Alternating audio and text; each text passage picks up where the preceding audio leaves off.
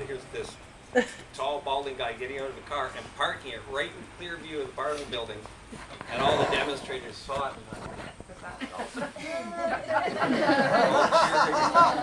The poster child vehicle had just arrived. Sometimes Stuart, acting on principles again, sometimes he got into a little friction. Stuart worked with Dan and Kathleen in Smith Falls at their offset printing shop. And I guess Stuart became concerned about the smell of the ink. So he thought, this is really not very healthy. So I don't know why he didn't talk to Dan about it, but he called up the Smith Falls Health Department and said, "I should come in here and bring your sensors to see if there's any toxicity."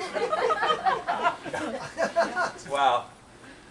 Dan was a little surprised. He walked in and, what's going on here? Anyway, it got over that hump, and Stuart continued to work there, and the relationship was all good. But it was one of those things, well, principle first.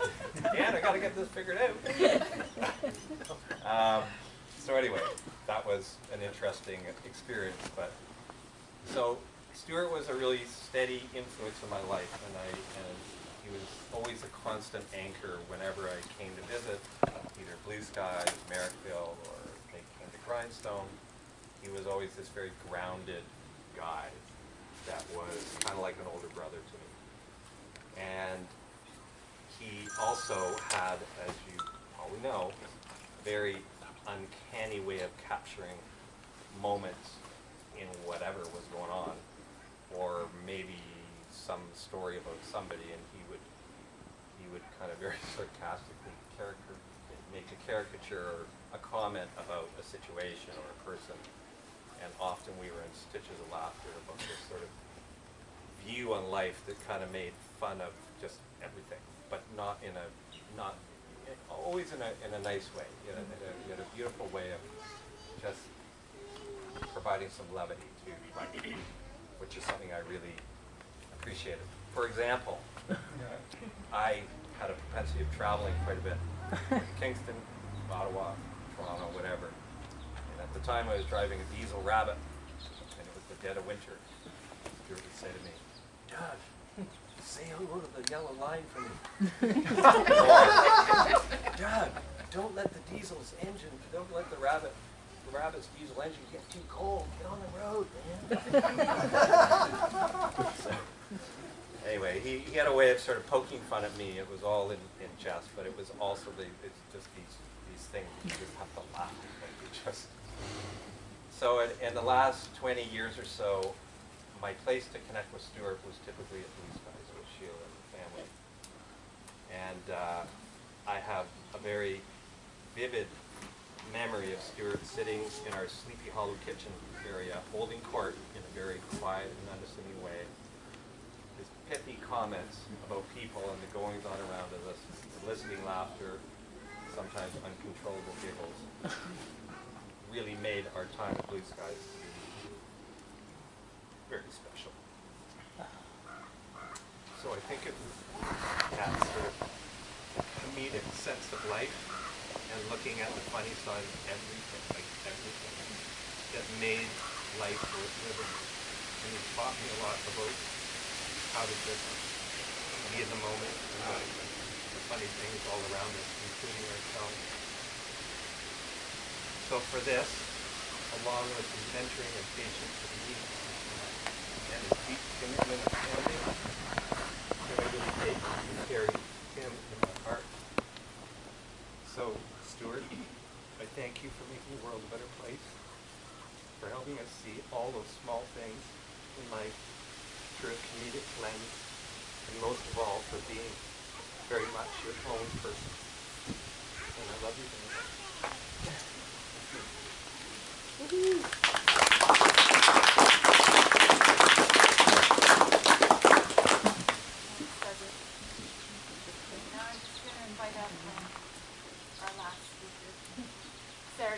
Who is Sheila and Stuart's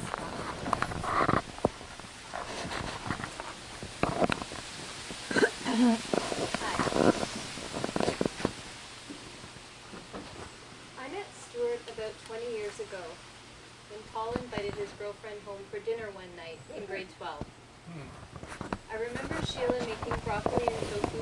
pie with peanut sauce, and Stuart making me crack up at the dinner table, although I don't even remember what he said that made me laugh.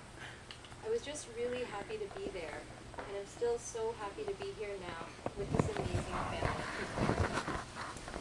Since that night, I've probably played almost 200 games of catch and frisbee with Stuart, and I've learned at least that many important life lessons simply from having known him. I'm going to share 10 of these life lessons now. It didn't take me long to compile a list. 1. Keep your showers short. This is a lesson I learned pretty early on when I started taking showers at the Jackson Cook residence. It didn't matter that certain people, i.e. Stuart, enjoyed filling up the bathtub with boiling hot water right up to his chin at least once a week. Showers were not meant for such pleasure, and they should either be kind of cold or fewer than 5 minutes in duration, or both, and bonus points if you turn off the tap while applying your shampoo. 2. When you're sweeping the floor, it's really important that you sweep in parallel with the floorboards so that the dust and the crumbs don't get in the cracks. This is crucial. 3. You should always have massive quantities of peanuts on hand, or some other form of safety food that will help you get through your next adventure. For example, if you're on the Camino de Santiago and you're hiking through the Pyrenees and it's freezing cold and probably raining and his wife is getting hypothermia and you're not too sure if there are enough beds at the nearest monastery, or if you're putting in long hours building a water tower for some reason, safety food is key. 4. Do yoga anywhere. And I mean anywhere. Of course, Stuart usually practiced yoga in his underwear in the living room, but truly anywhere was fair game. Hanging out in a park with your grandchild, time to do some stretches. Waiting in an airport for your plane to take off, time to roll out the mat in the waiting lounge. Waiting in line in the little tiny aisle for the bathroom on said plane.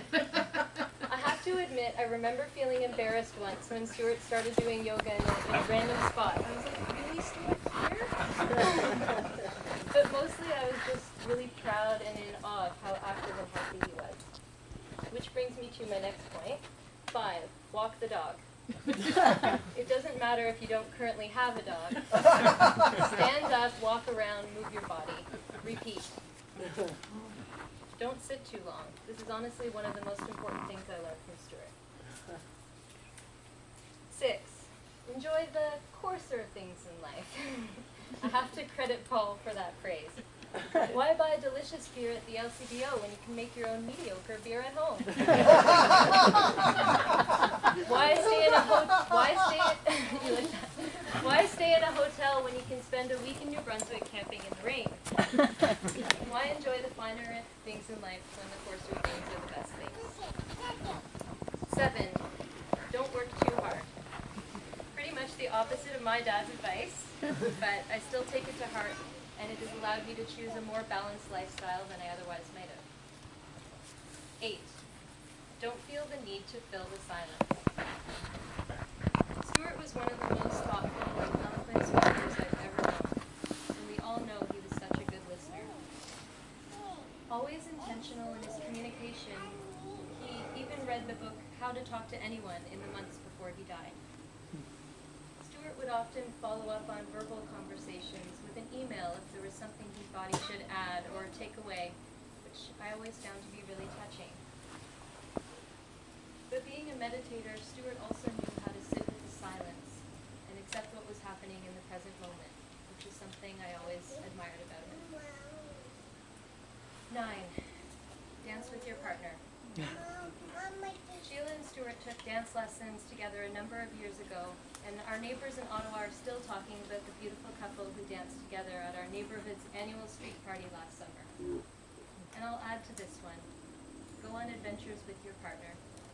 Walk and walk until you're lost, even though you're in the village you've lived in for over 35 years. When necessary, split up into groups, as Sheila and Stuart would always say, but always find your way back. 10. Love your family, your friends, and your community. Show them you love them every day by traveling great distances to be with them, by putting up the tarp in unique and creative ways to shelter them from the storm, by chopping the kale really, really, really finely and doing so many dishes, by building theater sets and useful contraptions such as the canoe dolly he built for Sheila so she could solo paddle Herc's canoe, and the special scooter he built for Paul when Paul broke his leg. Show this by following your grandchild into the forest when she feels like exploring, but her parents aren't interested in exploring at the moment, or by being the last grown-up to leave the beach so the kids won't have to stop having a good time. Show this by playing frisbee with your daughter-in-law 2 days before you died, even though you were clearly in a lot of discomfort. And by high-fiving her at the end, even though she had terrible aim because she knew it would probably be the last time.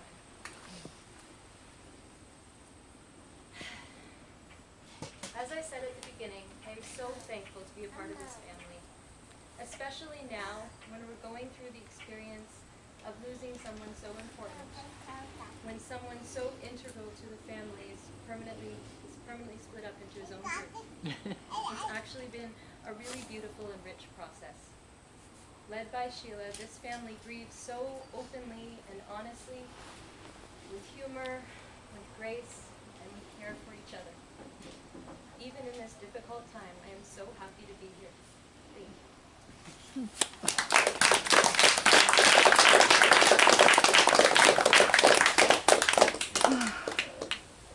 I know that from that, obviously, Stuart's legacy will live on in every one of you, as you all have. As a tribute to Stuart, I'd like to offer this reading from Ecclesiastes. This is one that Sheila has suggested. I think it's absolutely appropriate. Although Stuart was not at all religious, he was very philosophical and something that changed. To everything there is a season, and a time for every purpose under heaven. A time to be born and a time to die. A time to plant and a time to reap. A time to kill and a time to heal. A time to break down and a time to build. A time to weep and a time to laugh. A time to mourn and a time to dance. A time to cast away stones and a time to gather stones together. A time to embrace and a time to refrain from embracing. A time to gain and a time to lose. A time to keep and a time to give away. A time to tear and a time to sow. A time to keep silence and a time to speak. A time of love and a time of hate. A time of war and a time of peace. Now I know you have all known Stuart through your many different relationships that you've had with him. Stuart always had a different way of sharing his love, but he was always heartfelt and sincere. Let's now just take a moment for silent thanks and reflection on the meaning of Stuart's life to you and what you hold dear and what you will always remember.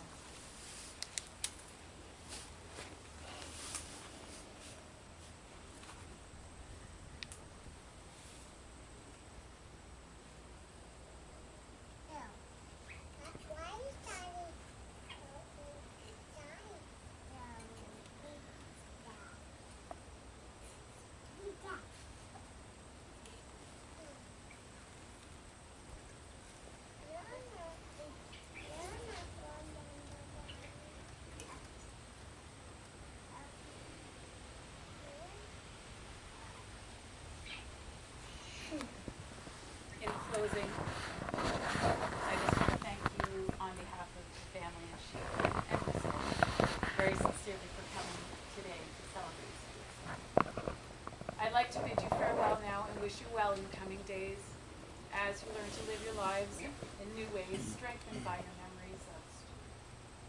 The best of all answers to death is a continuing rehabilitation of life. You will remember Stuart. May the love of family and friends, the joy of his memory, and hopes for the future give strength and peace as you go forward and live life to the fullest. May you each go in peace. Thank you.